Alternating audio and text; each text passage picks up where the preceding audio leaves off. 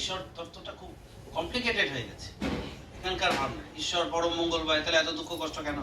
ঠাকুরের তত্ত্বটা ধরলে কনসাসনেস, যে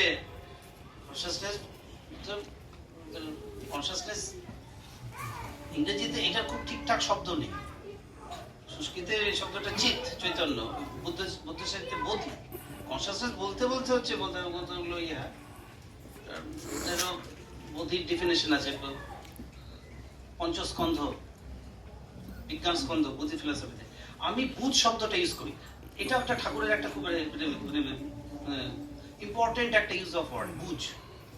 বুঝ শব্দটা ঠাকুর কনসাসনেস বোঝাতে আমি বুঝ শব্দটা ইউজ করি, কারণ তিনটে পার্টের মধ্যে কনসাসনেস, অ্যাওয়ারনেস, উইল ফোর্স এবং আরেকটা এথিক্স, বিবেক জড়িত।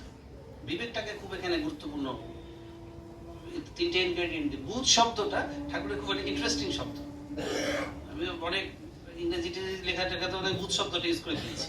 বুঝ কনসাসনেসটা খাটছে না।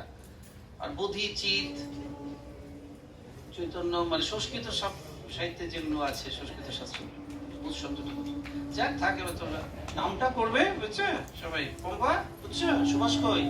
সুভাষ নাম করবে, হ্যাঁ? আর এটা তো ভালো হয়েছে, বাচ্চাটা গান গায়, ভালো তৈরি হয়েছে।